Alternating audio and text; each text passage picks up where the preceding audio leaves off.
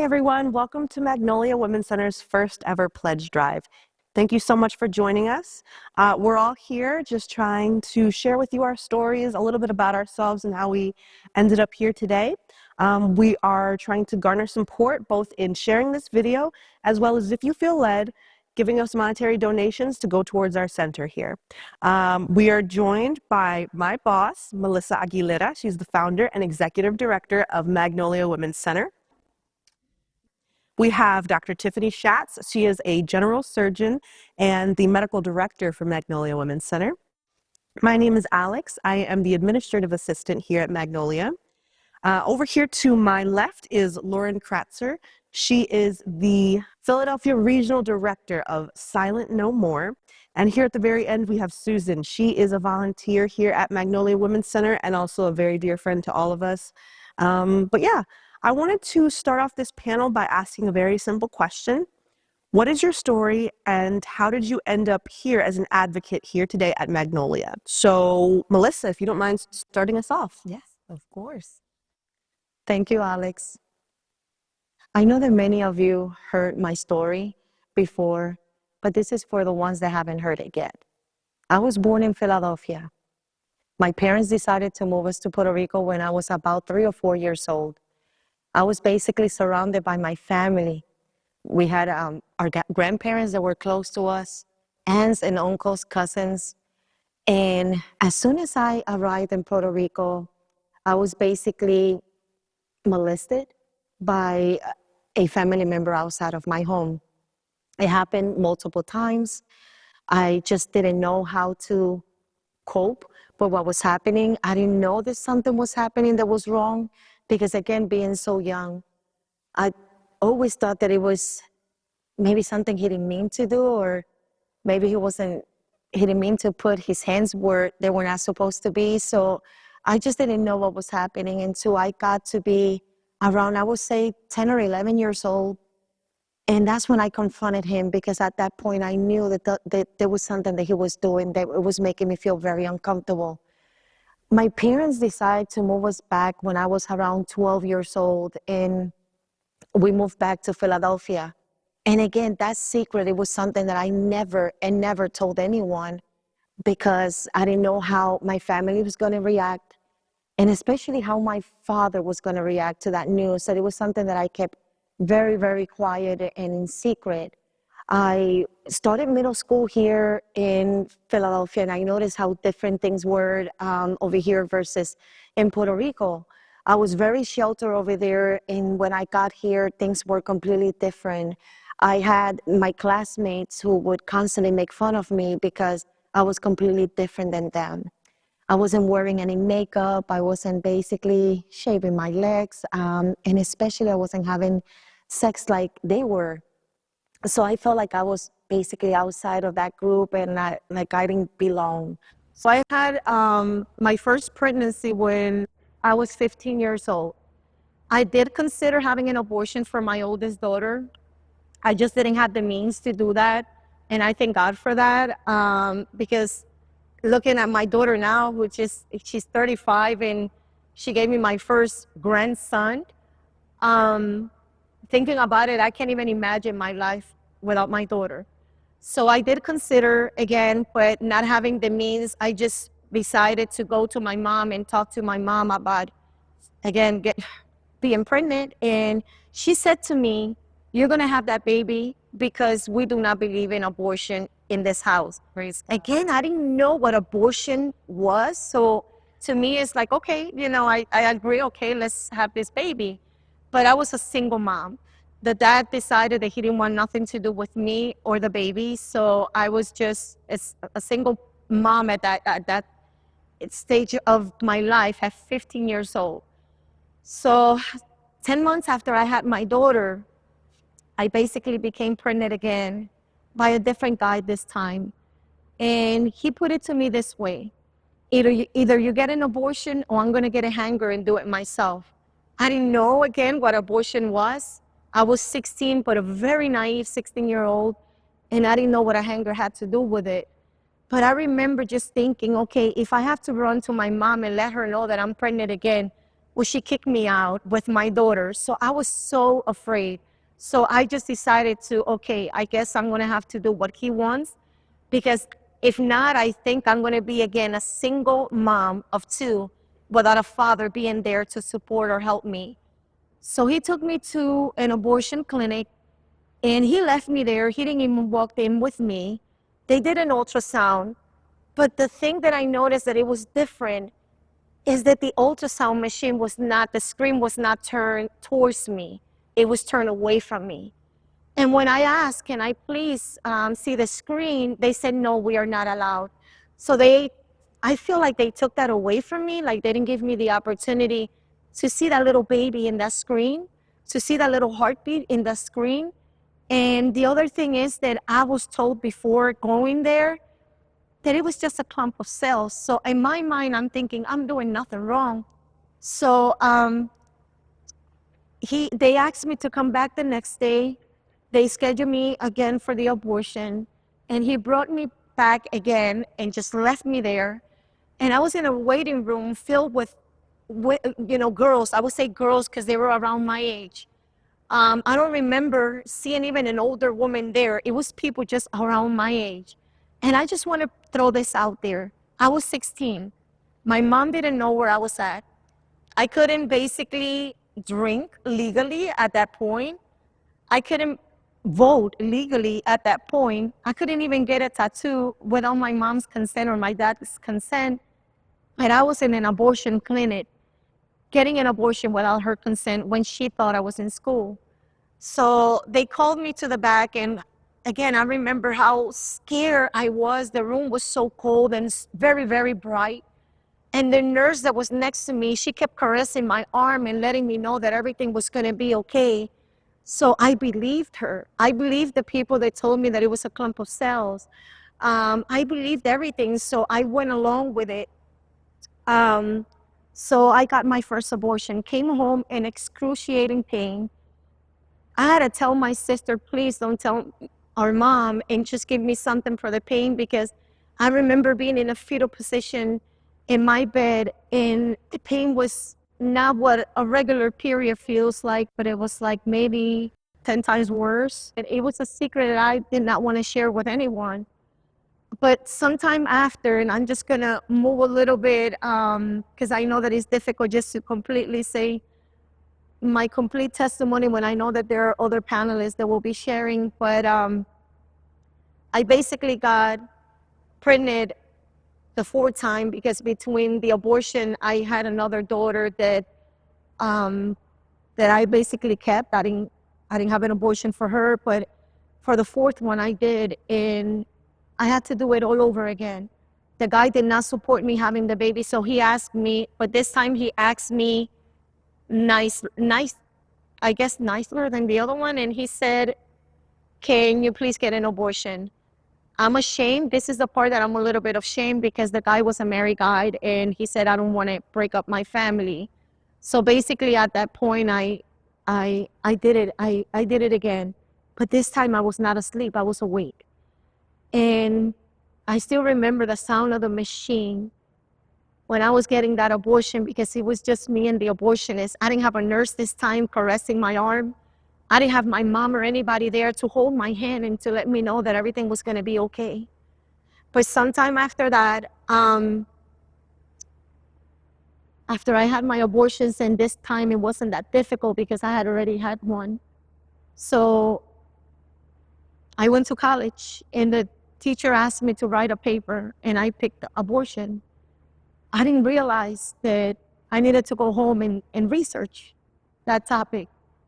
And that was when I felt like my whole world came crumbling down, because I was face to face with what abortion was. I got to see a video called The Silent Scream that the images is still like in my mind, in my brain, of what I saw an abortionist performing an ultrasound and an abortion at the same time. And I kept thinking to myself, this is a lie, this is not real. And because it was so much to see that, to see a baby's limbs being pulled, what that baby kept opening the mouth, and basically it seemed like the baby was screaming or crying. And then I kept seeing more videos and more photos of trash can full of babies. That again, as I kept clicking, it was like, how can this be real? And then I saw a trade, and in that trade, there was a baby that was aborted, but it was in pieces. So they basically have to put the pieces again, make sure that they take inventories, what they call it, to make sure that no piece is left behind inside the mom. So I just remember at that point, I was a born again Christian. I had given my heart to the Lord. I never thought about what I did in the past, not much, because again, I never thought that I did anything wrong. But at that point, I threw myself on the floor as I'm screaming out to God, saying, "Oh God, how can you ever forgive me for this? I took 2 lives, and I didn't know. I felt like I did not have the information that I needed to have." So dealing with that and staying with that secret, and feeling like the guilt and the shame and the anger that I felt for the people that lied to me, for the guys that really encouraged me or pushed me to get this done. Some time passed, and I'm just going to finish with this because there's redemption. At least this is the one part of my story that brings me so much hope. And the reason why I get to sit on this chair. A friend invited me to a church, and he said to me, "Come, there's a preacher that is coming from Florida, and he's going to speak." And so he did, and I brought my youth because I was the youth director back then. And he started, at the end of the message, he said, "I'm going to allow the Holy Spirit to speak, and if I feel anything, I'm going to say it. If you feel that that is you, get up from the chair and thank the Lord and worship God." And I said, "Okay, wow." So he started speaking, and people started getting up and worshiping God and saying thank you. But he got my attention at one point. He said, "There's a woman here. I feel the Holy Spirit saying you had an abortion." And I was looking down, doing something, but I started looking at him, not because I thought it was me. I said, "I wonder if that woman is going to be brave enough to get up and say, this is me." So I was waiting on that. But he stopped himself and closed his eyes, and he said, "No, the Holy Spirit is saying you had 2 abortions." And I knew at that point that he was talking to me. I was expecting, "Hey, how could you do this?" He said, "I feel the Lord saying, daughter, forgive yourself, for I already have forgiven you." So I got up out of that chair and I screamed, and I remember the whole church knew that it was me. The youth that I brought with me knew that I was that woman. But I felt like chains were being broken. Praise. And that the guilt and the shame was no longer there. It's like he removed it instantly in that moment. And I felt this freedom and this from forgiveness from my creator.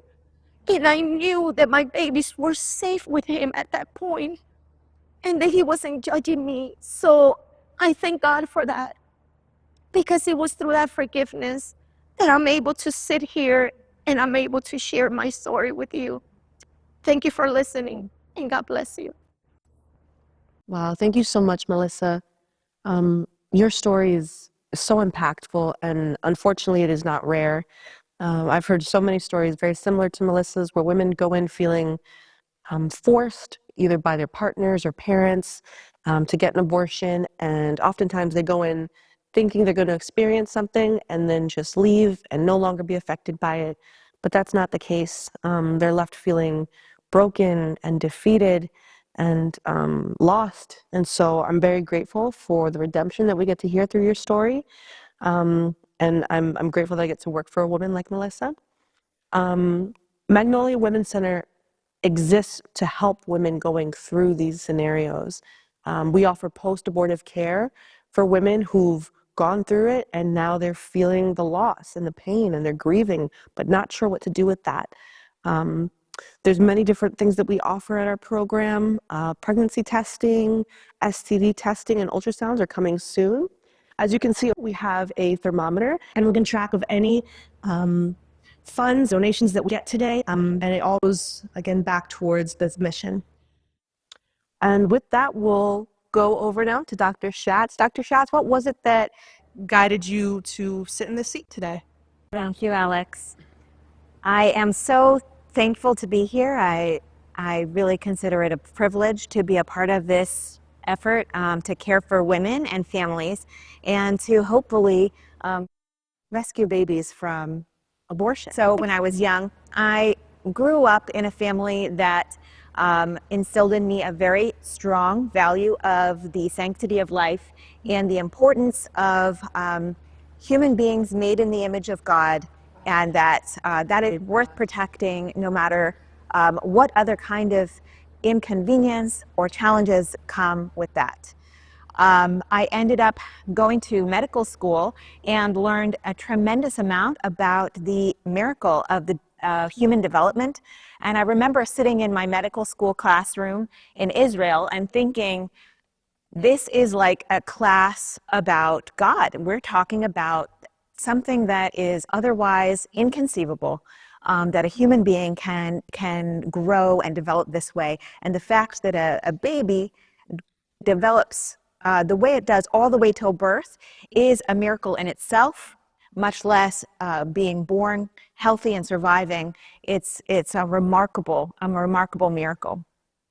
So each stage of my journey underscored to me the importance and the beauty of the sanctity of life and the importance of preserving it.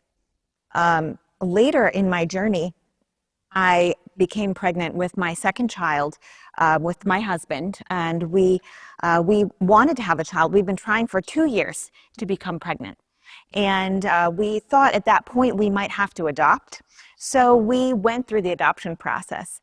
And at that point, if you have gone through an adoption process, you know there is a form that you have to fill out which details the different medical conditions that you are willing to accept in a child that you might be adopting, so that the people helping you adopt can kind of help you find children that are sort of appropriate for your family.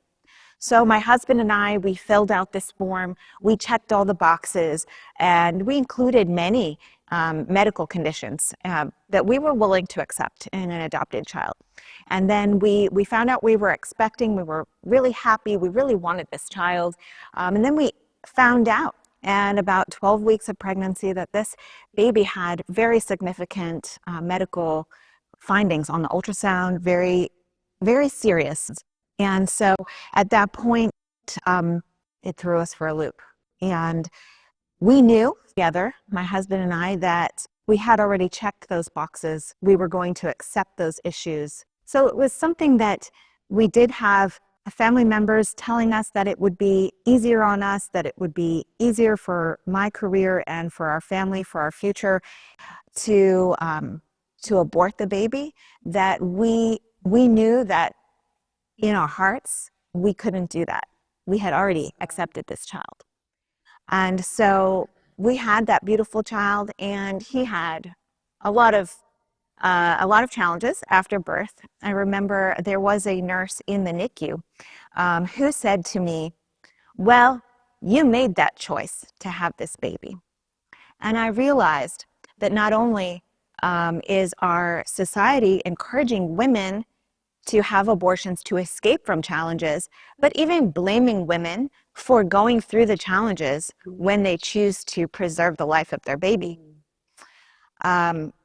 So I reflected on that, and I kept that in my heart to remember that, to support women in the future. Not too long after that little boy was more stable in our home, we found out that we were expecting another baby. And this was pretty distressing for us because we were already undergoing some serious challenges with our second child. And we weren't planning to have another baby because we were trying to, hunker down and take care of what we had going on. And so at that moment, even my husband said, I don't think we can handle this. I can't handle this. And so I felt at that moment that my convictions and my belief in the sanctity of human life was really being challenged at the highest level. I felt very alone, and I felt that the challenges were so great. But because I had such a deep foundation of this conviction, I could not transgress that conviction, and I knew I had to have the baby. At this point, I told my husband, if we can't handle this, we can give this baby up for adoption, but I can't abort this baby. I cannot do it. It's not, I can't conceive of that. So we decided not to give the baby up for adoption. My husband said, I'm not going to let anybody else mess up my son. So he rose to the challenge. Way to go, Dad. But we were pretty overwhelmed. We felt distressed. We were in crisis. We felt alone. We felt overwhelmed. But we did have that baby.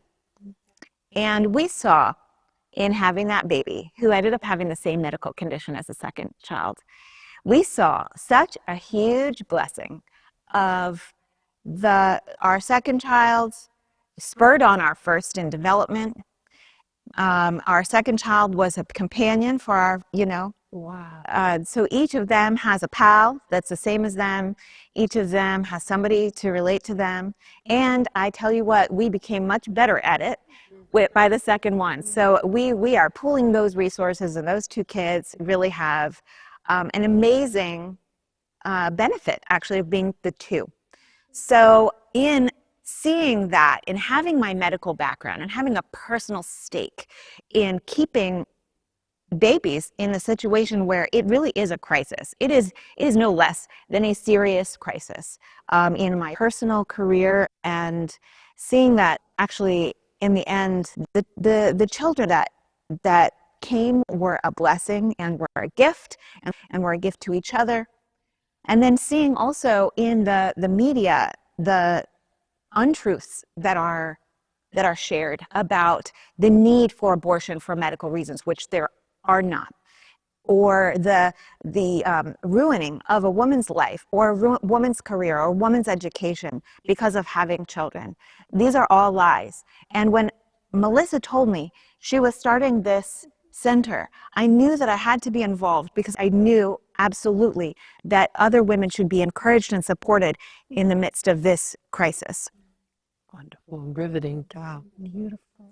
Thank you so much, Dr. Schatz. I love to be able to hear your story personally. I know we have a second panel of, they don't like me to call them experts, people. We have another group of people that are going to be coming on stage and also be sharing their experiences.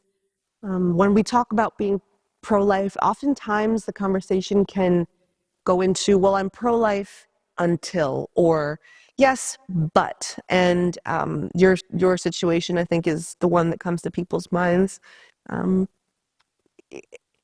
Being able to have that phrase you use, that sanctity of life, I love that you use that, by the way, because it's almost as though there's no respect for what that life can hold just because it's disabled or different. Being able to know that there is still sanctity of life, even if someone comes into this world looking a little different, there's still a purpose and a plan for them. All right, and I'm going to now go to my next panelist here, Lauren Kratzer. She is the Philadelphia Regional Coordinator of Silent No More. Lauren, same question. It is an honor to be here. Thank you. So you speak on behalf of Magnolia, and also for all women that have are faced by abortion or have had abortions. I'm going to go back a little ways, but it's my story. I'm going to throw out a couple of dates, but my story is just as true as today. This could happen to any one of us today. For many years, I had a secret going back to when I was a teenager. Like most teenagers, I did not consider the ramifications of my choices and how they would impact me for the rest of my life. When I was 18, I had my first steady boyfriend, Matt. After 8 months, I found out I was pregnant. In fact, I kept a diary back then, and I remember being nervous every month. I didn't get my period, so But it was inevitable. Matt and I went to a clinic to get a pregnancy test. After confirming the news, a clinic worker told me that an abortion would be quick, easy, no one would find out or get hurt, and then I could put it behind me, and that I should schedule one as soon as possible.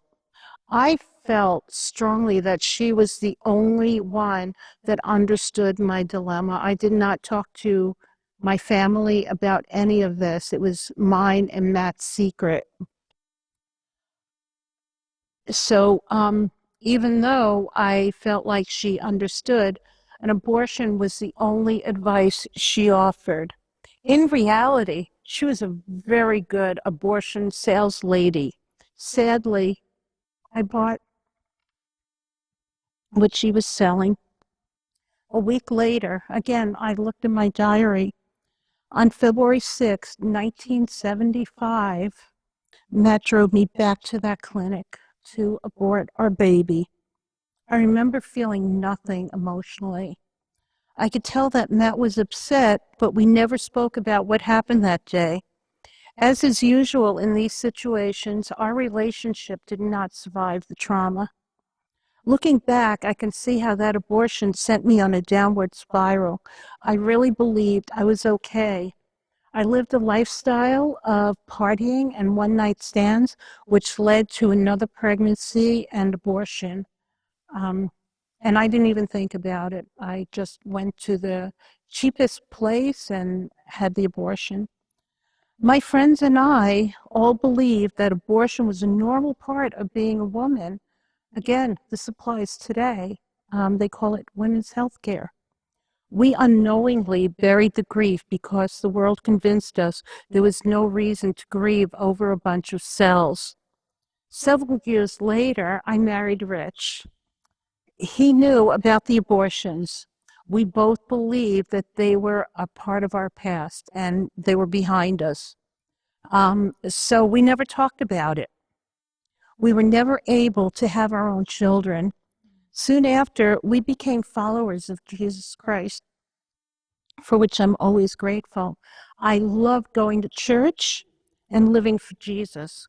The other thing I lived with was the lie that my abortions were behind me in a past life, when truth is that women and men who have lost children to abortion often suffer from post-abortive stress, which is very much like post-traumatic stress. I was suffering the symptoms, but the cause was hidden, until one day all that changed. In 2012, I had heard that Matt had died suddenly. I became very depressed, and I thought I was going crazy because I was grieving that loss. All the years leading up to this, I never had any thought about contacting him or any reason to reconnect with him. This depression and grieving went on for months until I finally told Rich. I told him that even though my old boyfriend had died and I had not spoken to him since we broke up, I was still grieving. And I realized we were grieving because we had a bond, and that bond was our baby. I was shocked to finally hear myself tell the truth. And I know that God was like saying, finally. I quickly discovered that the grief that I was feeling was not for Matt, but for our child. From that moment on, I became a mom grieving for her babies, along with the shame over what I had done. For months, I suffered in silence because I thought I was the only one in the church that had ever even considered abortion. One day on Christian radio, I heard an interview with Pat Layton. She shared her own pain.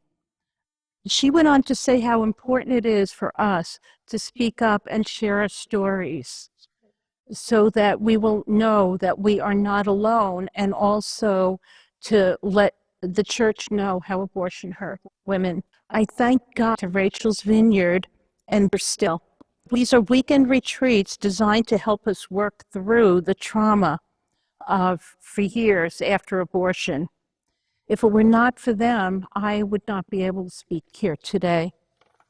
It was there that I finally learned that the blood of Jesus is powerful enough to forgive us for the most grievous of sins. There is nothing that is outside of this healing touch. Today, I am a changed person.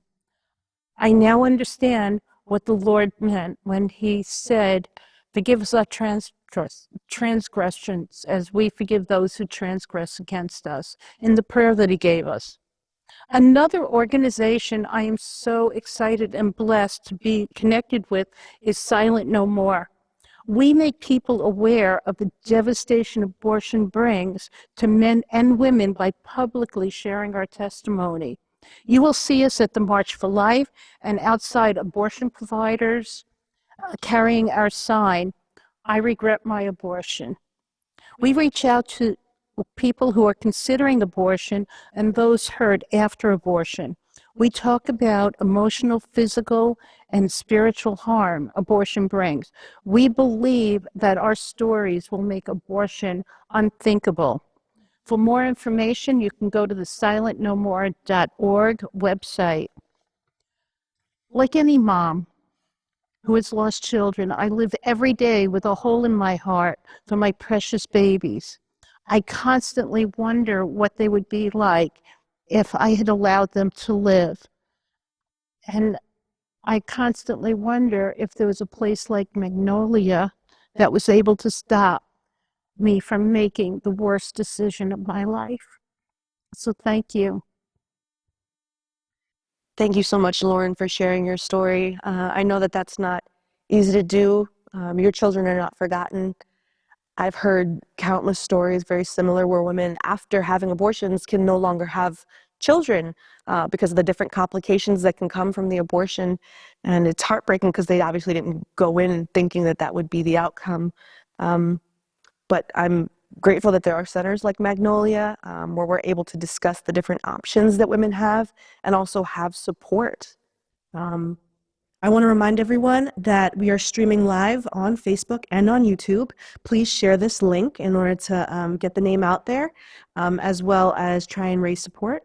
Also, in our comment section in the chat, you can put in your questions and we'll be able to ask them live to our panel. After the second panel, we'll be having a time for Q&A, and we welcome all your questions. And last but certainly not least, we have Susan Spina. She is a volunteer here at Magnolia. Susan, please share your story.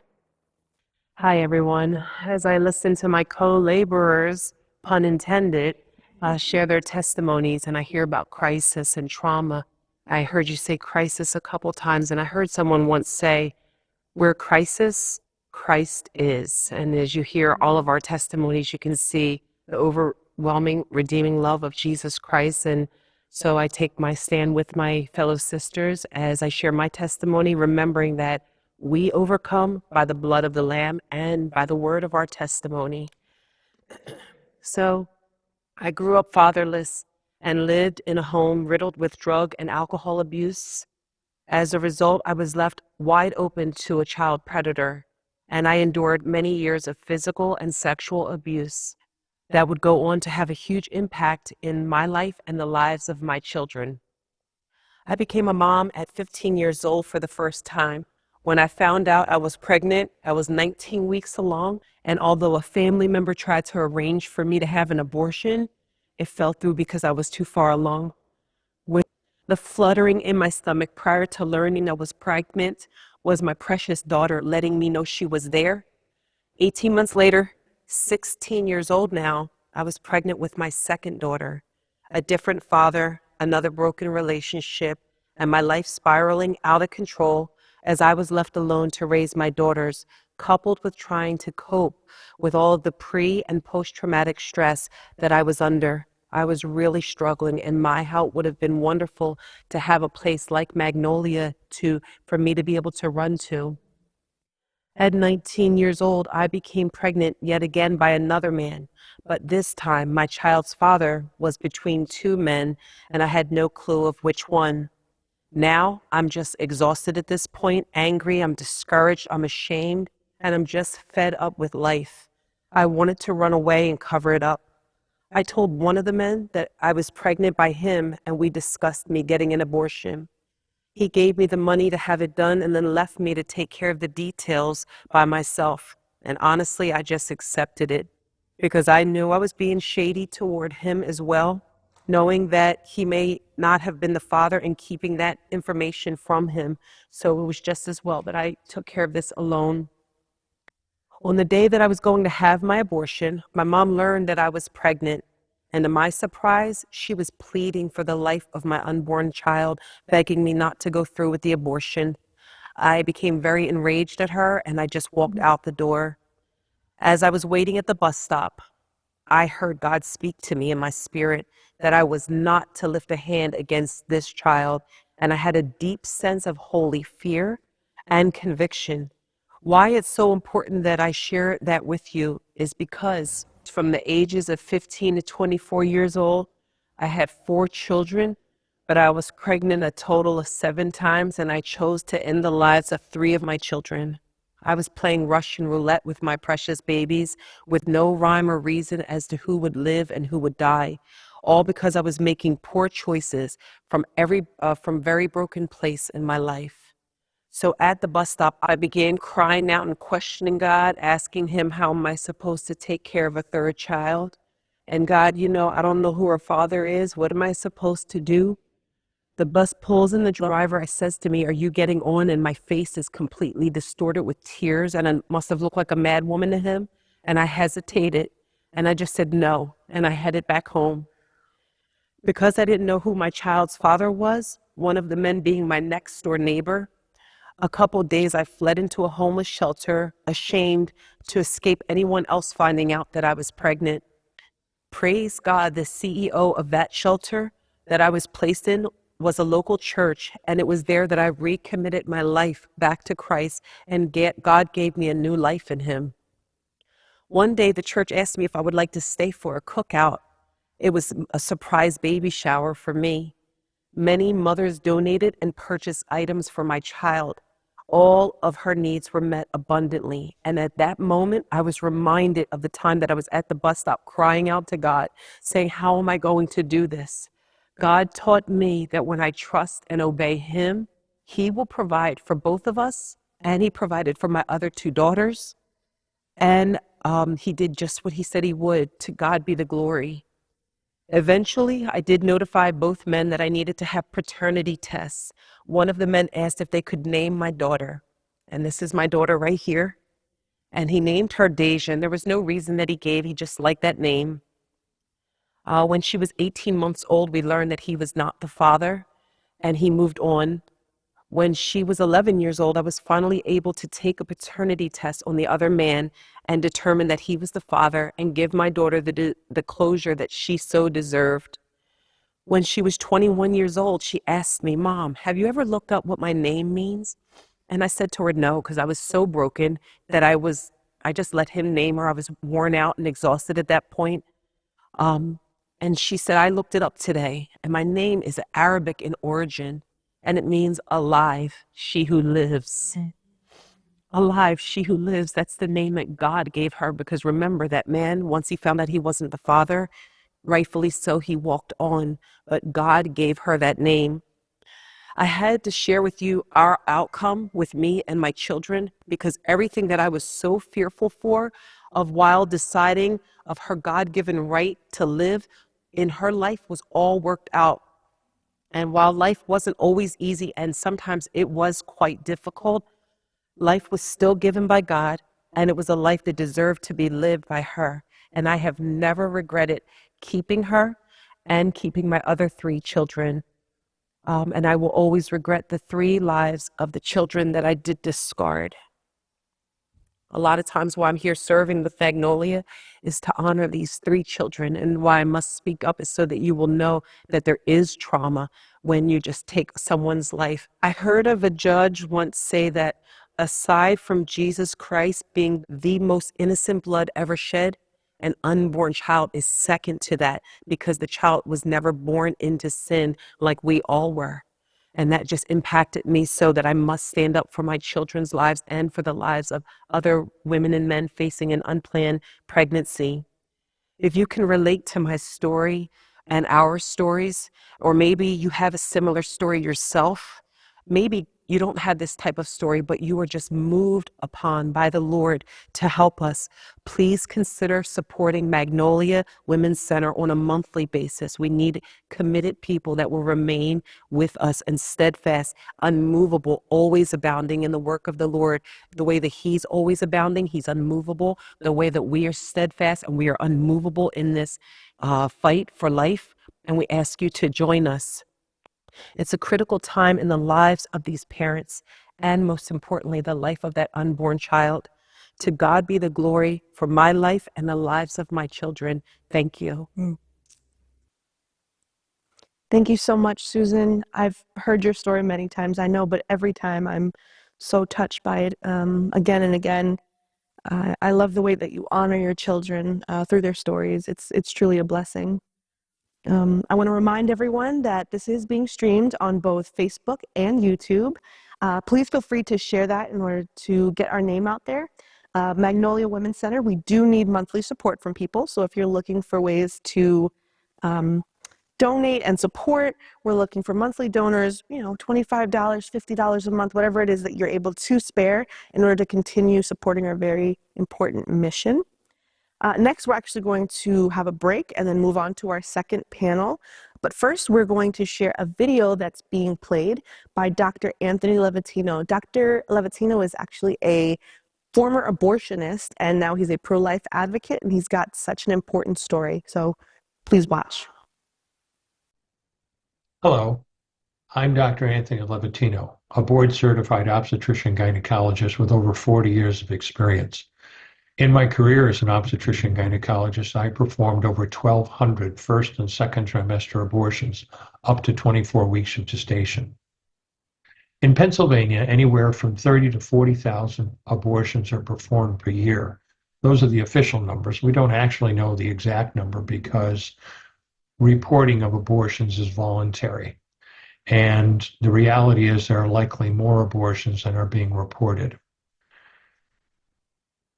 In my career as an obstetrician-gynecologist, I trained in the late 1970s, at which time there were no medical abortions, only surgical abortions. First trimester abortions are performed up to 13 weeks from last menstrual period. To get an idea of what we're talking about, look at your hand. The width of your hand, that is the size of a baby at 12 weeks of gestation, head to rump, not counting the legs. In a suction D&C abortion, a suction catheter like this one is used to suction out the baby and the rest of the pregnancy tissue through this tubing into a suction machine. The babies are small enough and soft enough at that stage to be torn apart by suction. They're fully formed, 2 arms, 2 legs, beating heart, functioning brain. But that's what a suction D&C abortion was about. After 13 weeks of gestation, up to 24 weeks of gestation, the procedure we use is called a suction D&E abortion. Again, to get oriented, look at your hand again. From the tip of your middle finger to your wrist, that's the size of a 20-week baby, head to rump, not counting the legs. And as I said, these abortions can be done up to 24 weeks when the babies are even bigger. Babies begin kicking around 19 to 20 weeks, and as I said before, they're fully formed and they do feel pain. A suction D&E abortion is called a dismemberment abortion, and it's called that for a reason, and we'll leave it at that. Today, the important topic is medical or chemical abortion. The vast majority of abortions these days are done by medical abortions. In that procedure, a patient is prescribed a drug called Mifeprex, the abortion pill that she takes, and then 24 to 48 hours later, she takes a second drug called Cytotec. The abortion pill works by interfering with a hormone called progesterone, which is important because it keeps the pregnancy intact and growing normally. Once mifeprex is taken and progesterone has been interfered with, the lining of the uterus breaks down and the baby dies for lack of food and oxygen. The cytotech, which is taken 24 to 48 hours later, induces contractions that then expel the baby. Medical abortions have real problems associated with them. As far as the procedure itself is concerned, average amount of bleeding, according to the FDA, following a medical abortion is 9 to 16 days long, and a significant percentage of patients bleed for more than 30 days. There are risks. There's a risk of infection. There's a risk of prolonged or heavy bleeding. There is a risk that the procedure won't work at all and the abortion will fail. There's a risk that the abortion may not be complete, leaving either placental tissue or, dead fetal parts inside the uterus that can become infected and seriously injure that patient. There's also another significant risk that often doesn't get spoken about, and that is a risk of ectopic pregnancy. An ectopic pregnancy is a pregnancy that is not located in the uterus. Typically, it's located in a fallopian tube. According to the American College of Obstetricians and Gynecologists, a very pro-abortion organization, anywhere from 1.5% to 2% of all pregnancies are expected to be ectopic pregnancies. And this is critical because attempting to use mifeprex, or the abortion pill, to abort an ectopic pregnancy can and has been fatal to a number of patients.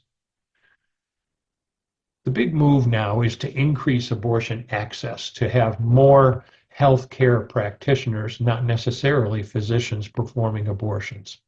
With surgical abortion, typically only a physician could perform such an abortion because it takes a level of skill to be able to perform the procedures safely and minimize the number of complications. With medical abortions, the only skill an abortionist needs is the ability to write a prescription. And in many states, including my state of Arizona, there are currently constitutional amendments on the ballot to allow non-physicians to perform these abortions. Currently in Arizona and in Pennsylvania, only physicians can perform abortions, but that may well change. The abortion pill is approved only up to 10 weeks of gestation, and it is important to accurately determine the gestational age of the patient prior to performing the abortion. It is also critical, according to FDA, that an ectopic pregnancy be ruled out. The only way that these things can be performed effectively is by doing a physical exam of the patient and then performing an ultrasound to be sure that the gestational age is what you think it is and below 10 weeks, and that no ectopic pregnancy is present. I know there are many abortion practitioners who say, well, abortion is simply not necessary in all cases to do an abortion, and they may have an argument. But in my practice in New York, where I could legally do pretty much anything I wanted, every single one of our patients got an ultrasound because it protected my patient by ensuring us so we knew her gestational age accurately and making sure that she did not have an ectopic pregnancy. Now, there's a big push to have non-physicians performing abortions. Many of these abortions are now being provided by telemedicine, either with a video chat, just like you're watching me on a video today, or with a phone call. There is no way that gestational age can be accurately determined on a phone call or by a video chat, and these women are being placed at risk. This is why Magnolia Women's Center and pregnancy centers like it are so important. It's a place where patients can go to get counseling prior and even after an abortion. Make no mistake, a woman who has an unwanted pregnancy is under a tremendous amount of stress and needs support, and centers like Magnolia Women's Center provide that support. Magnolia Women's Center is also working to become a medical center, meaning that it would provide ultrasound services as well as STD testing. These can be a tremendous adjunct to their work as a pregnancy center, as it allows men and women to see their unborn baby on a television screen. And it has been shown again and again and again that if women see their baby on a television screen, that pregnancy becomes very real when they can actually see their son or daughter moving within the uterus. And upwards of 80% of those patients will not abort. Interestingly, if dad sees his baby on a screen, the numbers are even higher. So when Magnolia Women's Center comes to you for support, please, please be generous and help them extend that work. Magnolia Women's Center is going to have its first gala on November 1st, 2025. I know that's almost a year off, but it's scheduled for that date. And I will be the guest speaker at that gala. Please come help support the center, and I will tell you more about my story from being a dedicated abortionist to working in the pro-life movement to save women's lives as well as the lives of their children. Thank you for your support. And please be generous when they come to you for that support. It is very critically important. God bless. Thank you so much for joining us. As you saw from the video, that was Dr. Anthony Levatino, and he was sharing some very exciting news. He will be our keynote speaker for our first ever gala. Magnolia Women's Center is going to be hosting our first gala on November 1st, 2025. Invitations will be coming out soon. I'm joined here with my second group of panelists, and I'll start with our director here. That's Melissa Aguilera. She's the founder and executive director for Magnolia Women's Center. Here to my right, I have Marlene Downing. She is the Pennsylvania State Director for Susan B. Anthony, Pro-Life America. And over here to my left, we have both Pete and Trisha DeMeo. They are the co-founders for Mission, Love, and Life. Thank you all so much for joining us. During our first panel, Melissa actually did already share her story, so I'll move over here to Marlene and ask you the question, what was it that got you here today and being a pro-life advocate? Okay, so I began, I always give my story when I was 5 years old. At 5 years old, I was actually molested by my grandfather. And I believe that that's so important to my story because it actually began just a whirlwind of not knowing my identity. What is your identity when your innocence is taken away at 5? You haven't even grown to know who you are. So at that point, from there, I was introduced to a world of sin that I should have never known. That, made me really curious about things that, most young people should not be curious about. I was opened up to very explicit things, not really the act of intercourse. However, all of the, just really horrible exposures that you can think of. I won't go into it. So I grew up promiscuous. I grew up, as a young person, I was called the fresh little girl. And, people were just like, just watch her, she might, you just watch her. And that was because I was curious. I didn't know. So then as I grew into adolescence, I became a little bit more curious and I opened myself up to promiscuity. Ended up, dating at a very young age. I lived in Maryland. My parents moved us actually from Philadelphia to Maryland. And as soon as I graduated high school, I wanted to move back to Philadelphia because I felt like I was missing something.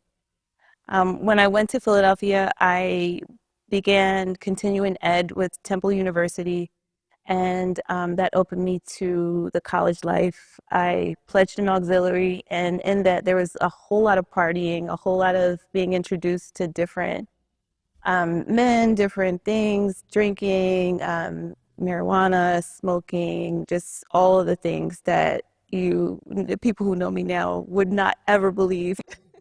Um, so, I was just that young person who kind of used those things to kind of take away some of the pain of who I felt that I was. That innocence, when it was taken away from me as a young person, I remember, always when people would speak to me, I would look down, because I just felt as if I was unworthy to look at people. Like I didn't have very high self-esteem. So when I'm meeting these men, it's like, okay, you care for me, you love me, okay, let's be let's be boyfriend and girlfriend, So I dated and I kind of accepted anything that anyone would give me. I met this guy on the train in Philadelphia. Trains and buses, they're just the thing that you basically do when you don't have transportation of your own. And so very it seemed like a very nice guy. We would kind of spend a lot of time together because when I lived off campus, um, the the time that I had in my apartment was just filled with like so many different people. So I wanted to kind of escape that. And in that, because we spent a lot of time together, we were intimate, and I ended up being pregnant. And because we didn't have like a really concrete relationship, I just figured, you know, I knew he wasn't going to be involved, but I told him about it anyway, and he wanted nothing to do with my child. And so I went on and I was still partying. I was still drinking and just kind of in denial of where I was in my pregnancy. And I felt my belly growing. I was like 18, going on 19 at the time. And I just knew that I was pregnant, but I was so in denial because I'd never been pregnant before. Um, and so I just began to kind of like put it in the back of my mind until I couldn't anymore. We had a party one night for our sorority brothers, actually not sorority brothers, I was the QE. So the Q dogs, they came to our house and they had like a huge party and we were drinking, and all of a sudden I just felt really sick to my stomach and I went to the bathroom and I noticed some blood. And so the reality came clear to me at that time that my neglect had caused something very serious that I didn't want to face at the time. And my roommate said to me, Marlene, you need to go to the hospital. And so I went to Temple Hospital and sat in the hard chair and asked them, could I go back as soon as possible because I knew something was going on. I felt things turning. And I was just like, this is happening. Like, I don't know what's going on, but something's happening inside of me. And they were very nonchalant. They basically told me to sit down and wait for, they were very busy. They told me to wait for someone to come out and get me. And I didn't have that time to wait. I walked into the bathroom. When I went to the bathroom, I turned around because I knew that something was just released from my body. And it was a baby. And it devastated me. I literally looked at this child in the toilet and started to scream. And if you guys know anything about like North Philly hospitals, I'm sorry to say this, but it was not the cleanest of bathrooms that you could ever go into. But I didn't care about that. I threw myself on the floor and screamed and cried until somebody came in and got me. And they took me to another hospital to be seen. And that hospital was supposed to, um, kind of scrape my womb and just make sure that all of the contents were out, all of the products of labor. And they didn't do a great job of it because weeks later, my roommate from outside of the door knew that I had an infection, because I was so devastated and so in depression at that time that I didn't want to move. I was just laying there rotting. Um, and so my roommate was like, "You got to go back to the hospital." So anyway, went back. They ended up scraping my womb again. And my roommate told me that I would have to move out of her place. I ended up going back to my aunt's house, and because I felt like, such a failure, um, because school was not possible after that, because I was just like, my mind was not there. I ended up working and started to work at different restaurants, and I met different guys. The first one that I met, I had my child. I actually was pregnant again, and had her. She was beautiful. She changed my life. For a moment, my life started to get better. I started to go to church and started to just change. And things were really good for a moment until I lost my job. And I ended up having to send my daughter to live with my brother. And so I think the pattern in this is that your child, being that it's so connected to you, and people say that children are not a blessing, or they don't enhance your life, but when my daughter left me, something left my soul again. And I was literally, just thinking like, what what am I what am I here for? Like, I can't even take care of my child.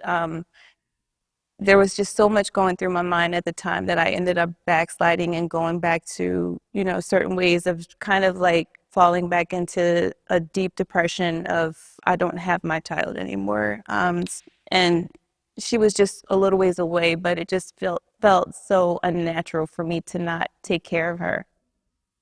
And I ended up getting pregnant the first time, and I was in a relationship that was not good for me. And I had someone help me, and they took me to an abortion facility. And I remember it being so cold, and just, just me feeling so low, but I still allowed it to go on. I had this abortion, and because I was in this person's house, and I'm kind of speeding it up a little bit, I ended up having to still sleep with the person.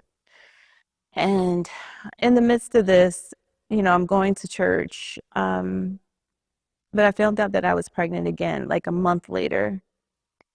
And I was devastated. I was like, this didn't have to happen. I didn't have to have this abortion. Like, why, if I'm pregnant again, like, why this abortion did not have to take place? And I felt terrible about it. So I went to church, and my pastor basically told me at that time that uh, my child would have a father, and the father would be in heaven.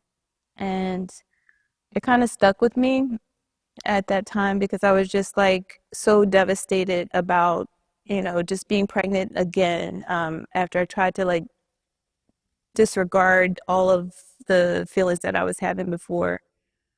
Um, so after that, I began to go back to church. My daughter lived in Maryland for that period of time until I went like 6 months to my 6-month appointment. And the woman that I met there at the clinic, she told me um, that basically I was playing Russian roulette with my life. She was like, "Why are you so afraid to have these tests?" And the one test that you get when you're 6 months pregnant is the HIV test, because they want to make sure that you're going to have a healthy pregnancy, and that you're not passing anything on to your child. And I was so nervous and scared about that. I was just like, Lord, I was praying the whole time, and she knew I was nervous, and she said, "Why are you playing Russian roulette with your life? Why are you there if you don't feel like you can trust this man?" And I said, I'm there because I don't have anywhere else to go. I can't, everything was I can't, because I had believed what the enemy said, and I did not believe what Christ was saying at the time. So I ended up, just letting her know that I just felt so like I couldn't do anything because I didn't have a job. I didn't have anything. I just was nothing because I had these abortions. And she said, honey, you can do all things through Christ. And it was like a light bulb went off in my head. And when that light bulb went off, I was like, okay, I need to make a plan. I knew I had a plan, but I didn't know exactly what that plan would be. I just knew inside of me that plan started to come to fruition. So I did not tell the man that I was seeing at the time. I did not tell him that I was leaving. I just made a plan to leave. I found a place in West Philadelphia, and I moved there with my baby in belly. And I knew that I had to get my daughter back. So that's what I did. I ended up getting her back. I found a job. As soon as my youngest daughter was born, I started to work for a corporation, and I would commute to this corporation because it was in Delaware. And, I ended up just following this pattern of being stable for so long. And things started coming together because I just surrendered everything to God. And I was just like really, at the time I really was happy with myself because I had everything. I had my kids with me, and even though I did not have, a father figure in their life, even though everyone had abandoned them, I knew that we had God. The Father was in heaven for sure. And so I think the beauty of all of this is not the fact that I'm focused on, all of this abortion and everything that I've done. And it was so wrong, but God showed me how wrong it was. One day when my life started, like I said, it started to go in the right direction. Um, we were going on a March for Life at my church, and my pastor said to me, Marlene, we're looking for a director. And so I was like, okay, I didn't think that I could be one because I didn't know what that entailed, but I thought that I'd think about it. And then I said that I would pray about it. And then in my mind, I'm like, well, what does that entail? I got afraid again. And so I ended up fasting and asked God to give me a sign, and He gave me so many different signs. But a couple of things He gave me when I was fasting was revelations, and the first revelation was about forgiveness. He said we're to forgive immediately, and we're not to hold on to any offense. If there's an offense that touches your heart, he said that we should just let it go because that offense can ultimately be something that can hurt you. And God wants us to have the best, and He wants the best for us. The second thing was this woman in the corporation that I worked at. She gave me a book called Heaven is for Real.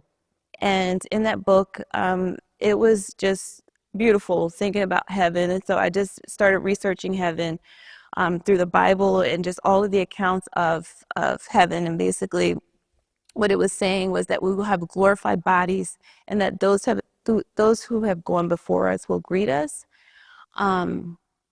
And then the third revelation came when that day that my pastor asked me to be the director of that center. I was driving home because I had moved to Delaware at that time, and I was driving home on 95. And I remember so clearly that God started speaking to me. I put my music on because I always listen to music on the way home because it's a long drive. It's like 45 minutes. And I started listening to the music, and all of a sudden I started hearing God speak. And he says, Marlene, remember what I told you about heaven? And I said, yes, Lord, I remember you saying that we'll have glorified bodies and the people that have gone before us will greet us. And he said, Marlene, when you go to heaven, your children will be there to greet you. And in that moment, and again, like sometimes I can say this without crying, and this is one of the times it seems I'm not getting emotional, but that was like the pivotal moment of my life. I would say there's nothing else greater, because I felt so convicted at the moment because he showed me exactly what abortion was. It wasn't, that I was just doing something to relieve anything. This was actual murder of an innocent life. But in that, he also washed me so beautifully with love. I've never experienced love through conviction in that way. Your parents just, they might spank you, but you know that they love you. This is totally different than that. This is the most beautiful experience. When God gives you revelation, it is a gift. And that gift was given to me on that day because he showed me what abortion was. And there's nothing that anyone can do or say that will make me feel any other type of way. And that's why I've been going on ever since. My life has changed. I directed the pregnancy center for 4 years, and now I'm the Pennsylvania State Director of Susan B. Anthony, helping advocate for pro-life leaders. And so my story came through my pain, but I'm just so grateful that I experienced the pain, but not grateful that I lost my children. Thank you so much, Marlene, for your story. So amazing to get to see the redemption that comes after. I haven't gotten to know these women and men before it all happened, but seeing who you are today and the story of how the Lord's brought you through is incredible. It looks like we have a question here on our Facebook. The question here was, how do I sign up for the gala? Thank you so much for your question. It's actually not a sign up. We're going to be sending out the save the date soon with all the information, and invitations will be coming soon in the mail. Magnolia Women's Center is located here in Northeast Philadelphia. It's on Frankfurt Avenue. We are a women's center, and we provide free of charge services such as pregnancy tests, client advocacy support. We also have prenatal and parenting classes that people can take. Oftentimes the question is, how am I supposed to parent? So oftentimes there's no support or feeling of helplessness, and we're able to help people through that. While you're in those parenting classes, you actually will earn while you learn, and those points that are earned through those classes go towards our baby boutique. We also have post-abortive support. This is not a center where we judge, and so if a woman has, or men, who have seen their partners make those decisions, go through those kinds of trauma, we're here to offer you the support that you need, and also an online post-abortive Bible study. Coming soon, we actually have ultrasounds and STD testing and treatment that will be provided to our clients. We do have a medical director as well as a nurse, a registered nurse on staff, and that does make us a medical center. Yes, so that's more about Magnolia. All right, and so thank you so much, Pete and Trish, for joining us today. This is Peter and Trish DeMeo. They are the co-founders of Mission Love and Life. So please tell us your story. Thank you, Alex. Thanks for having us. Truly just a privilege, honor to be here we are supporting Magnolia Women's Center, and so I would highly encourage all of you to do the same. Really looking forward to the gala that's coming up. So, and thank you again for having us. My lovely, beautiful wife asked me to start and to take over, so I'll speak first, and then we'll let her jump in. So Trisha and I, and we'll just give you a little brief overview of it, but we truly have a powerful story of God's love, his mercy, his forgiveness, his healing, and his grace. And I'll say that again, his love, his mercy, his healing, his forgiveness, and his grace. We met when we were 15 years old. We're from South Jersey. I grew up down at the beach in Ventnor next to Atlantic City, New Jersey. My wife Trisha is from a farm area out near Buna and Vineland, New Jersey. And when I transferred high schools, we met and we began dating. And soon after that, we fell in love. When speaking to students, I really like to impress upon the young men that there's a difference between love and lust. And I'll always ask the students, what's the opposite of love? And oftentimes we get the answer and the response that it's hate. But truly the opposite of love is lust or use or indifference. So I would just like to impart to all the men or young men that are listening is we have so much influence in this area with the women in our lives that we can do a better job.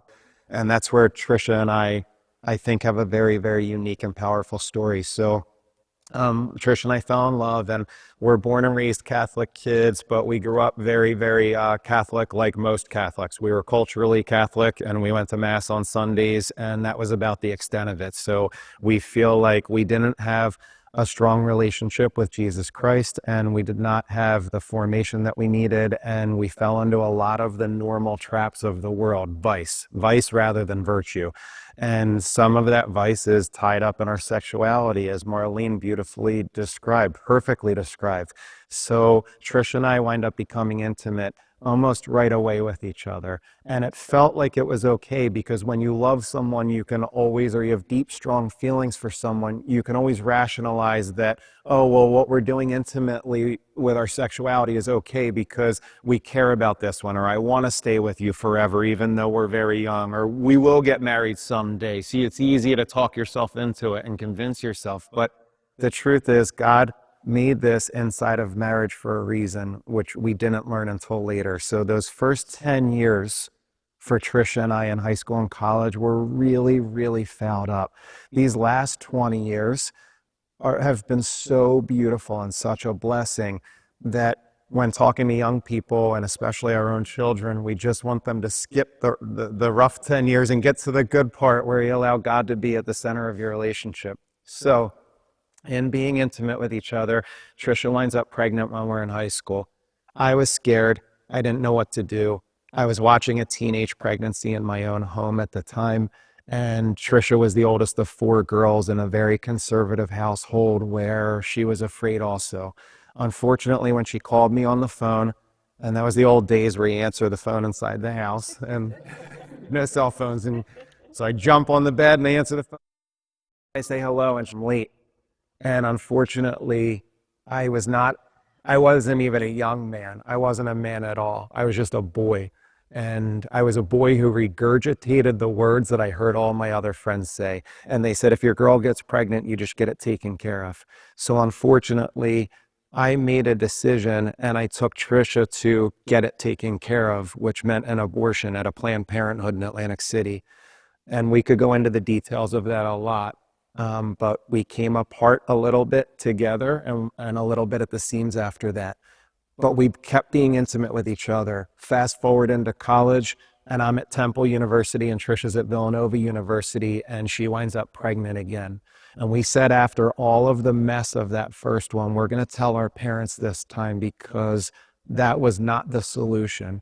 And so we told our parents, and unfortunately, Trisha was encouraged to go and have another abortion so that this way we could stay on track with things like college and getting a degree and becoming a nurse and all that. And we could talk a lot about that situation also, but for time purposes, that was our second abortion. And as a man, I didn't have any say in that decision, which was really, really crippling for me at the time. So Here's the good news. The good news is we fell apart after that, and drugs, everything that Marlene described, complete mess. I walked away from church. I walked away from God. I turned my back on everything. The good news is, and it's unfortunate, but my mom and my brother were both diagnosed with cancer. So God had to use something like that with illness in our family, and my brother and my mom's cancer, and then the subsequent death of my brother due to the cancer. He had to use that to come and grab a hold of me, and he did. And God grabbed a hold of me in such a big way, and he was able to deliver us from all of this and our past and our mistakes. I went and I had a life confession in 2004. It was actually this weekend, 20 years ago. And I had that life confession, and I just, for anyone who's had that life confession, you know exactly what I'm talking about. And I just spilled my guts. And I said, God, I'm done with all of this. Please, I'm getting out of the driver's seat. You get in the driver's seat. I'll get in the passenger seat, and please take over, because I've tried to do life on my own and it doesn't work. Please take over. Being successful, making money, all these other things, travel, trips, none of it is making me happy. We're empty. I still love this girl deeply. I would like to get married, but I don't even know how this is possibly going to work. Can you please heal us? So I came home from retreat that weekend. I asked Trisha if she would make a life confession also, which she did. And before you know it, we just started inserting love back into our relationship as Mother Teresa instructed us to do. She says, where you don't see love, put love, and there will be love. And we started putting love back into our relationship, and we started forgiving each other, and we started forgiving ourselves for the mistake that we made. And all of a sudden, this love and this healing, this forgiveness started to take over in our relationship. So about a month later, the most beautiful thing happens. Trisha was off of the contraceptive pill, which she had been on for 10 years, and she winds up pregnant. That summer, our oldest son, Pete, is born. And he was born on my brother Mike's birthday, the one who had just passed away from cancer. As Marlene described, I've never felt anything like that in my entire life. I choked up in the delivery room, and the nurses were laughing. They said, this dad's so happy he's crying. They didn't know why I was truly crying. The reason I was choked up and I was crying is because God went into the two deepest wounds in my entire heart, and he stitched them both up like the divine surgeon that he is right then and there in that moment. He stitched my heart for me and said, I know about the abortions and how much they've hurt you, and I know about your brother's death and how much that's devastated you. Not only am I giving you a wife, a start over, a new baby boy, but I'm giving you him on your brother's birthday to remind you and your family how much I love you, and now you and Trisha can have a fresh start. So when we say in the Bible that God makes all things new, that to me means so much, because I've lived it and felt it. After that, Trisha and I stayed open to life. So our next son was born a year later. Our daughter was born a year and a half after that. I didn't know I was going to love having a little girl so much, but oh my goodness, Trisha got her ears pierced and put the bows in her head and all. And I wouldn't even touch her. I thought she was so precious. I don't think I gave her a bath until she was about 1 year old. And I remember God telling me in my heart, Pete, do you see how much you love your little girl? And I said, yes, God. And he said, Trisha was her father's little girl. You didn't love her, you used her. And that became something that Trisha and I have spoken about. We want to raise our children, and we want to help all other people and couples with that. Is love is meant to be self-sacrificial. It's something that we do for the other and give to the other. It's not something that you take from the other. And that's a two-way street between men and ladies. We're supposed to be complementary with each other. We're not supposed to be, divided or at war with each other. So we had a little break because we were overwhelmed in a hiatus. And we had 3 more children after that: Jenna, Vincenzo, and Gia. Our oldest are Petey, Nikki, and Alyssa. And then after that, we had another little baby 5 years ago. His name is Giovanni. And they've been the greatest blessing ever. And if it's okay, I just want to turn it over to Trisha so she could just tell a little also. Sitting here listening to you, Marlene, I realize there's so many common factors of the women who go through this. I we didn't know much about abortion we didn't even know what we were doing, to be honest with you. We were kids, and but we didn't know about an alternative either.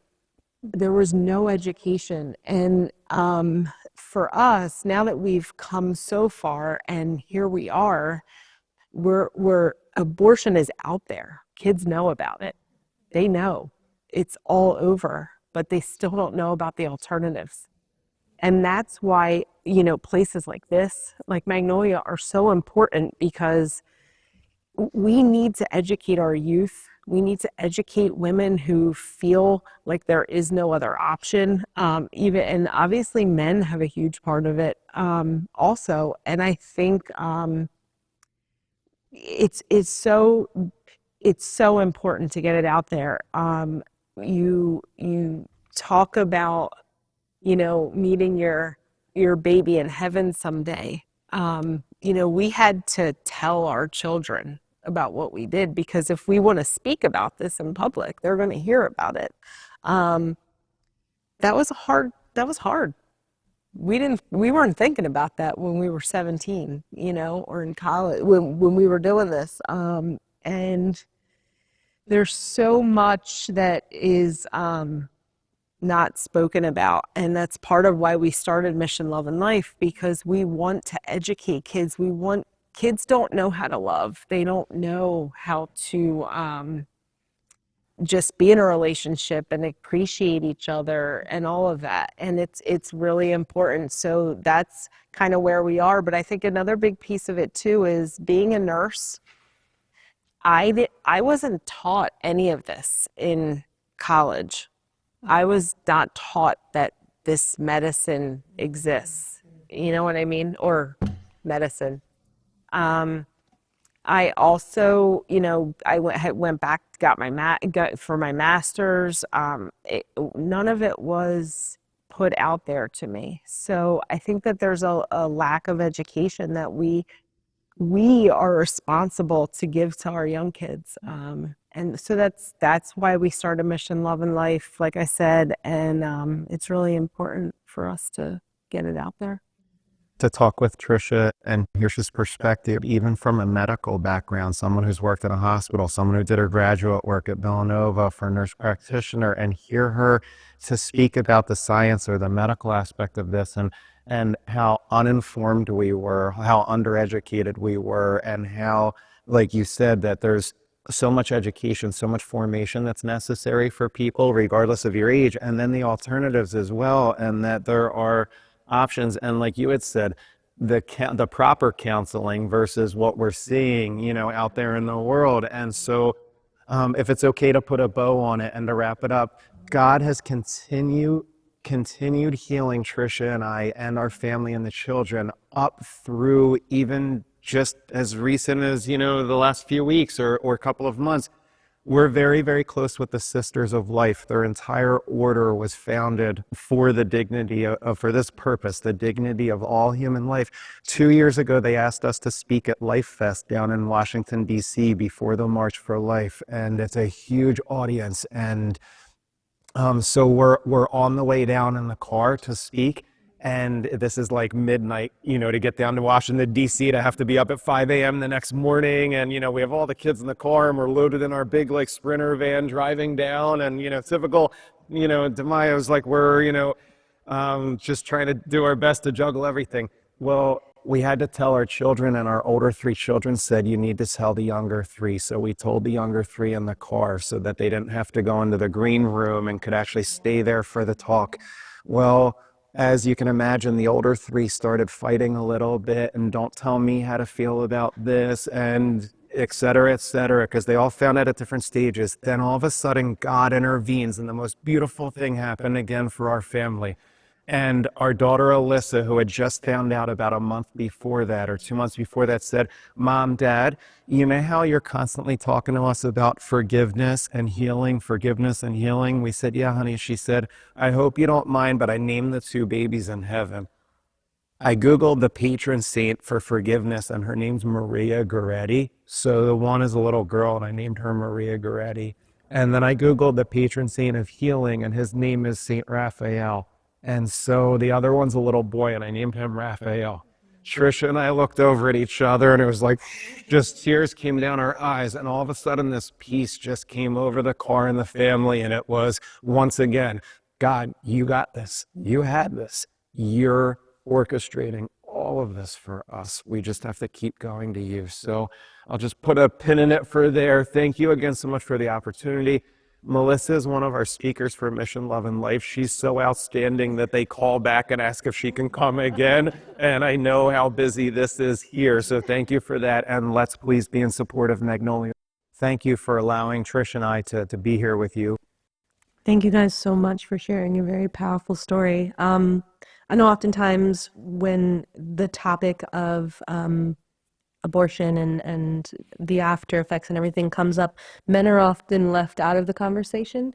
And I like what you said, that like, no, there's a place of like, it's important. Your role is important there. Be included in the talks about it, but as well as the after effects that come. There's often healing and trauma that also happen for the men as well. I know several men that have a story very similar to yours, and oftentimes where they weren't even told until afterwards, and the heartbreak that comes from that. So thank you guys so much. It's so important, the mission that you guys are doing, so please keep it up. So this is our second panel, and this is the end of that. Next, we're going to have a video from Dr. William Lyle. He is a surgeon who has actually performed several surgeries on babies in the womb, different things that have come up that they're aware of, and instead of just giving in the towel, he is one of those doctors who says, nope, there's still some work that can be done and some healing that can happen. So this is our time to share the different ways that you can support us and this pledge drive. As I mentioned before, if you share the link for this, even if it's not live, if you continue to share the link, Facebook, YouTube, any of our social medias, you'll be entered to win a prize. We have a devotional from Paul David Tripp called New Morning Mercies, as well as this lovely tumbler. And if you share, you get entered for a chance to win this great prize. Also, there are several ways that you can support us. That's either directly through our website, friendsofmagnolia.org/donate.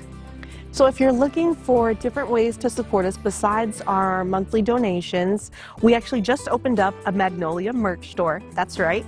You can support us by wearing t-shirts, hoodies. We have mugs on there as well, tote bags, all different kinds of things that you can wear just to show support of Magnolia Women's Center, and the proceeds do come back to us. We also have a partnership with 7 Weeks Coffee. 7 Weeks Coffee is a pro-life coffee company. You can buy things through our unique link that's on our site, and that way you can purchase your morning cup of coffee and support us as well. 15% of all the proceeds do come back to the center. We have the chat open on both Facebook and YouTube. Please, we're about to have a question and answer section coming up next with all of our panelists. So feel free to put your questions in the chat, and if you'd like to direct one towards a panelist specifically, just make sure to put their name next to the question. But before we go into that, we actually have a video from Dr. William Lyle. He is a surgeon who has performed countless procedures on children actually in the womb. So please watch. Hi, I'm Dr. Bill Lyle, and I practice obstetrics and gynecology. I'm licensed to practice medicine in Florida and Alabama, and I've delivered over 5,000 babies, and it is an honor for me to be here tonight representing Magnolia Women's Center. Tonight's topic is patients' rights. We have state patients' rights, we have federal patients' rights, and the example I'm going to give is if a patient presents to an emergency room and needs a life-saving blood transfusion. If they don't receive this blood transfusion, they will die. But they were not born in the United States. Do I still have a moral and legal obligation to provide a life-saving blood transfusion, even though this patient was not born in the United States? Absolutely. There is state law and there is federal law, and it is the right thing to do. And just so you know, the patient that was in the emergency room that needed a blood transfusion or they would die received the blood transfusion at my hospital, even though they weren't born in the United States yet. And that is the key. We treat the preborn as patients in the womb. All patients have rights. And yes, we are now giving life-saving blood transfusions to babies in the womb at my hospital as early as 18 weeks gestation. They can't even survive on the outside for another 5 or 6 weeks, but we can save their lives by giving them a blood transfusion. Well, why would a baby need a blood transfusion? Because from the moment of conception, the baby is genetically unique from the mom, genetically unique from the dad, genetically unique from the other 8 billion people on the planet. In fact, babies not only half the time will have a different gender than the mom, but babies and moms can even have different blood types. And sometimes the moms will develop antibodies which can cross the placenta and start to attack the baby's blood, and the baby's blood count starts to drop. We can see the effects on ultrasound and make this diagnosis. And we have 2 options. We can either deliver the baby or we can give the baby a life-saving blood transfusion while it is in the womb. We can get blood, O-negative blood that you might have donated to the Red Cross, and we can then place that in a syringe, guide the tip of the needle through the skin of the mom, through the wall of the uterus, and guide it directly into the umbilical cord, going right into the umbilical vein, and give that baby a life-saving blood transfusion. And sometimes we have to repeat this every 3 or 4 weeks because the mom's antibodies are still crossing the placenta and attacking the baby's blood. So if we can give a life-saving blood transfusion to a baby in the womb, is that a patient? Yes. And a patient is a person, no matter how small, and all patients have rights. But it's not just blood transfusions. We are saving these babies' lives with surgical interventions now. There was a baby that was diagnosed with a cardiac teratoma. Well, what's that? It is a tumor that was growing in the baby's heart, and they realized that the tumor was growing so quickly that if they did not intervene, that baby would die in 1 to 2 weeks. So they counseled the mom and the dad. Mom agreed to open heart surgery for the baby while it was still in the womb. They gave mom an epidural. She had her own anesthesiologist. Mom was comfortable. At 27 weeks gestation, the OB made an incision in the belly of the mom. Then they made an incision in the uterus. So now they have access to the baby. Did they just start with the open heart surgery? No. They had a pediatric anesthesiologist who took both the right hand and left hand out of the womb through the incision, started an IV in the right hand of the baby, and now the baby was receiving IV fluids and also fentanyl to prevent pain, and also a paralytic called Norcuron. Once the baby was comfortable, the cardiothoracic team joined in, made an incision in the baby's chest, opened up the baby's chest, removed this tumor from the baby's heart, then closed the chest. The IV was removed. They then tucked the hands back on the inside, and they then let the baby heal on the inside after they closed the uterus and closed the skin. The baby had its own anesthesiologist because the baby is a different person. The mom had an anesthesiologist to keep her comfortable. So if we can perform open heart surgery and provide a second anesthesiologist for a baby in the womb, is that a patient? Yes. And a patient is a person, no matter how small. But now we are even doing spina bifida corrective surgery, which is now in its 3rd generation of healing these babies in the womb. The most recent trial is actually called the CURE trial, and that's at UC Davis in California, where they are using stem cells, not just to diagnose, not just to treat, but the trial is called the CURE trial, C-U-R-E, because they really think they have a cure for spina bifida in the womb. We're now doing laser vascular surgery for babies, twins, identical twins. that are sharing one placenta, but they're not sharing equally. And one baby is big and robust, and the other baby is real tiny and scrawny because the big baby is taking the majority of the nutrition away from the little baby. Well, since they share a placenta, if the little baby dies, the big baby will die shortly thereafter. So we send our patients to Texas Children's Hospital in Houston, and they'll actually go inside the womb. They will look at the vasculature of the shared placenta. They'll then use a laser in the womb where they will divide the placenta in two halves. They'll say, this is your side of the placenta, this is your side of the placenta. So if we can teach the babies to share in the womb and save their lives, are they patients? Yes. And a patient is a person, no matter how small. We're doing brain surgery for defects called Galen malformations. That was just recently done at Boston Children's Hospital. A patient is a person, no matter how small. These tiny ones are genetically unique from mom and dad, and they have rights. And so we are here to defend the rights of my patients, which are created in the image of God, not on their birthday, but at the moment of conception. So thank you for supporting Magnolia Women's Center. Thank you for the great job that they are doing to educate and save the lives of God's preborn in the womb. But also, thank you for standing up for these tiny babies in the womb. They have rights. Abortion at its core foundation is an attack on the image of God in the womb. And the real key and the real cure for the disease of abortion is supporting these moms and then employing the gospel and prayer. Because it is through the gospel we will change hearts, we will change minds, and we will save the lives of God's preborn. So thank you for your support. Thank you for this team at Magnolia Women's Center for meeting the needs of moms, saving the lives of babies, and also saving the lives and souls of these moms and dads who are hearing the gospel sometimes for the first time ever. If you have any questions, you can contact me. I'm Dr. Bill Lyle at prolifedoc.org. God bless you all and have a wonderful evening. So welcome back, everyone. We are here with all of our panelists. We want to give a great shout out and a thank you to all of our panelists. You guys have been phenomenal. Thank you so much for sharing your stories. Now is the time we're going to enter into our Q&A. So if you have any questions, please drop them in the chat. And if you have it that you want to direct it to anyone in particular, go ahead and put their name in the question as well. Otherwise, we'll just kind of popcorn. All right, popcorn style. Okay. Oh, thank you so much. Right now we're having a lot of comments just saying thank you so much to Dr. Schatz, as well as the information that I'm hearing is outstanding. Praise God. I will share the link. Thank you so much. All right, so let's start off with this question.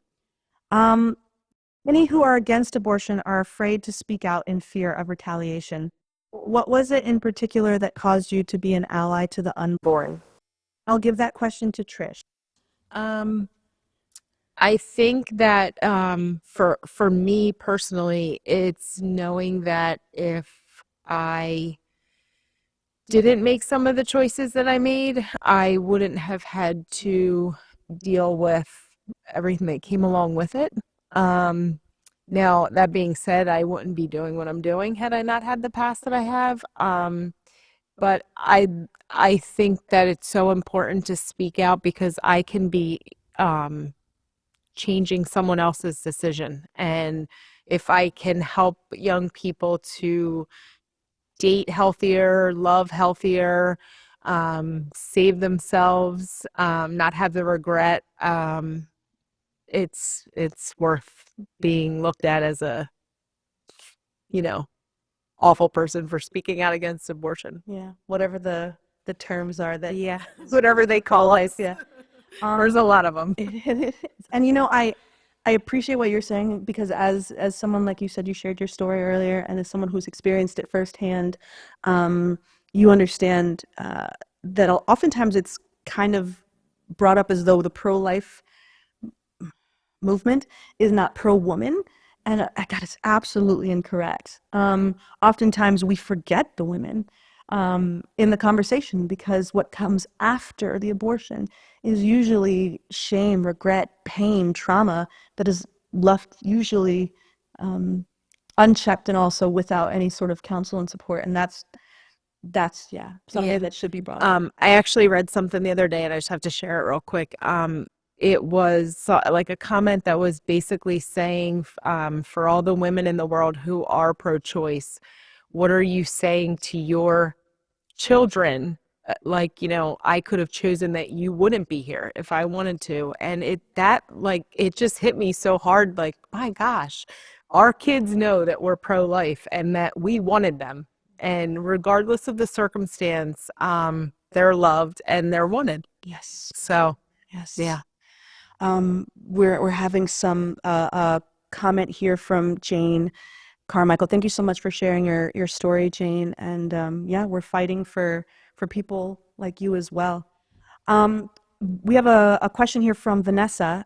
What are the side effects that you know of that a lot of women have emotionally and physically have had to go through? I will give that question to Susan, if you can answer that one. So for me, it was just, I did not have any physical side effects. I actually went on to continue to have a lot of children. My mom had 9 and I had 7. But emotionally, I was definitely scarred because when you can take an innocent life, there's no telling the level of depravity that you could go down that path to. So the only one who was able to bring me out of that dark depth of despair was Jesus. When I gave my life over to him, I began to hope again. Everything that I made wrong in my life, he literally made right. I have peace now. I have joy. Praise God, I have 4 children. I have 4 grandchildren. And just like the Proverbs 31 woman, they rise and call me blessed, and they love me. And God gave me a heritage and a legacy that I didn't deserve. So yes, there is definitely trauma and there is crisis, as I said earlier, but where Christ is, Christ is. I'll just add on, heard a lot about the emotional implications, but as I shared in my story, my husband and I were never able to conceive children. So I have to live with the fact that the only 2 children I ever conceived were lost. Thank you. To abortion. That's something that is so oftentimes is denied by a lot of people in this conversation is like, that's not, but I'd heard so many stories just like yours, Lauren, unfortunately, that like because of infection or different things that arise from complications, it causes you to not be able to have children in the future when you do want that. And it's heartbreaking. Thank you so much for sharing it. I'm so sorry for that being your story. Can I also mention that one thing that we talked about while we were waiting during the second panel is that a lot of the studies that evaluate the aftershock of abortion only look at women in the first year to 2 years after their abortion when they're still in their minds justifying that decision and trying to move forward. But a lot of the women that we've heard from who have had abortions, they're dealing with the emotional ramifications decades later sometimes. And in the intervening time, they may have emotional consequences that they don't recognize being attributed to the abortion that they only have to deal with later. Yeah, I just want to add on to that. For me, it took over 30 years before the trauma came to the surface. 30 years, wow. Yeah. And just to piggyback on what you said, Doc, is, that's exactly what happened to us. And I'm living it with Trisha. Here she is pregnant with our 7th child and waking up in the middle of the night having nightmares that she was back on the abortion table again. And it's 25 years later. So where was that warning for us? And that's another reason we're so thankful that God healed us and allowed us to be together, because I'm waking up with her in the middle of the night and holding her hand and loving her.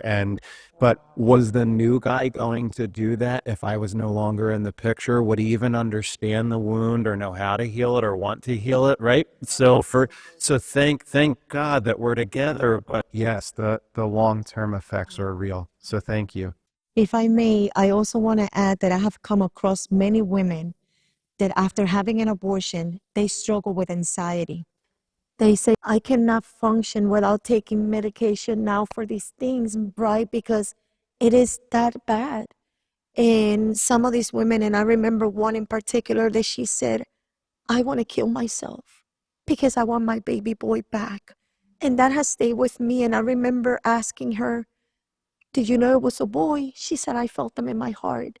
So people don't understand that when like that nurse to me was caressing my arm and saying everything is going to be okay, you're not telling that woman the truth or that guy, because it's not going to be okay. It took me years to get to the point to find out the truth about my abortions. So like you said, I kept justifying it. Well, they said it was a clump of cells. That I didn't do anything wrong.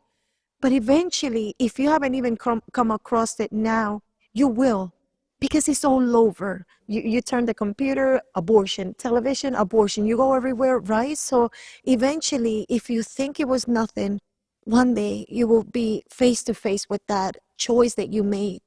And we are here. We just want to put that out there that we are here. Please reach out to us, no judgment. I always say, how can we judge when, look at us, hear us? We also made this decision. So here at Magnolia Women's Center, there's no judgment. We just want to love on you. And we want to let you know that you are not alone. Well, I want to take the time to thank everyone on our panel. Thank you for joining us and for supporting us and sharing your stories. And now I'm going to give it over to our executive director, Melissa, who is going to have some finishing remarks. I just want you to see this video coming up because it shows our center, and it's been 2 years in the making. And you know how it is when you're working in something and you feel like you're done, but no, something breaks along the way and you have to break and, fix it again. Or, being in the middle of construction, it hasn't been easy. So while my husband was here working, I've been 2 years sitting at home working from my table and getting this ministry off the ground, because it is a ministry. For me, this is not a business. This is not to enrich our pockets, because we all know, right, that a nonprofit is not for us to do that. It's just to serve. And I always call this a ministry because it's something that God placed in my heart. And I know that He placed in our hearts different ministries, right, that we get to go and speak about them, because we want to reach out to you, the one that is on the other side listening, and to know that there is redemption. As you can see here, God is such a forgiving God. So I just want to show this video so you can see the work that we have done at Magnolia. But it hasn't come, from us.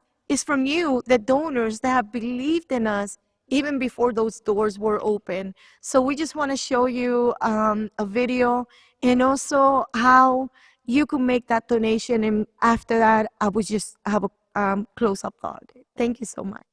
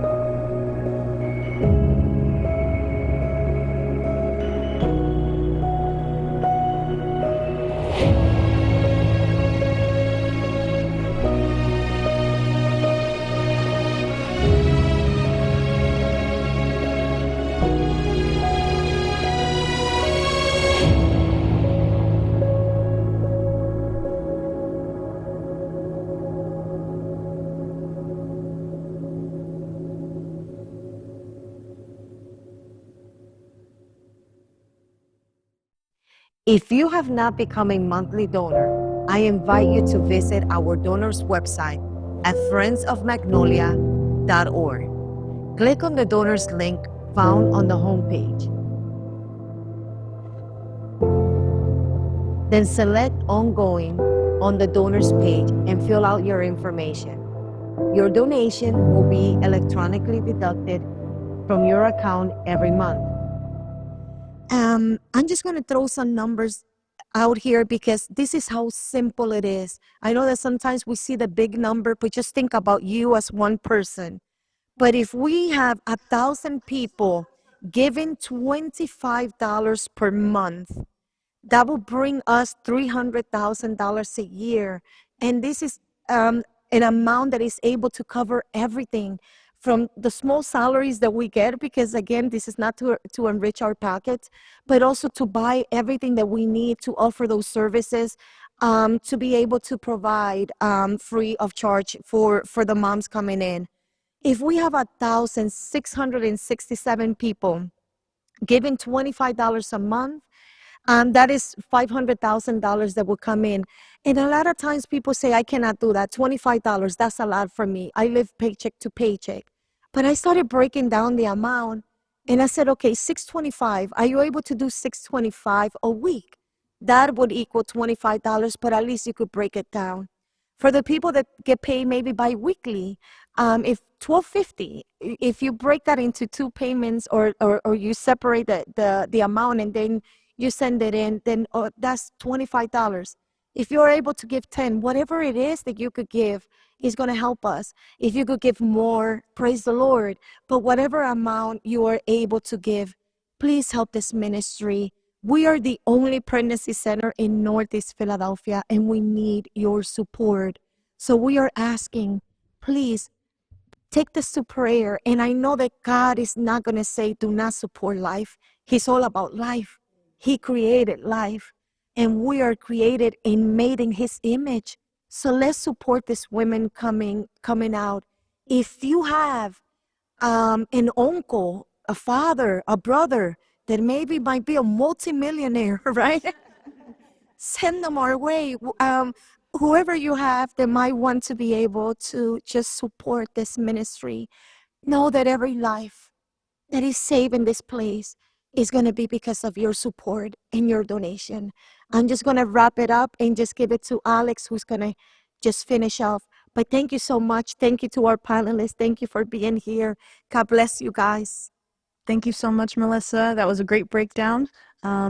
If you're watching this in the future, those links are still open and available to you. We are accepting all types of donations, whether by check. You can do it by Venmo as well if you want to do it on our Friends of Magnolia page. We appreciate any and all donations that can come our way. And we have a model here, Lauren, who is modeling our Magnolia sweatshirt. Another great way to support us is simply purchasing our merchandise either online on the store, or it is cheaper if you come to the center and purchase it there. These are fabulous and super warm, and they look great. So thank you guys so much to all who've been able to view on Facebook, YouTube, both live and in the future. We appreciate your support, and God bless. God bless you. Bye-bye.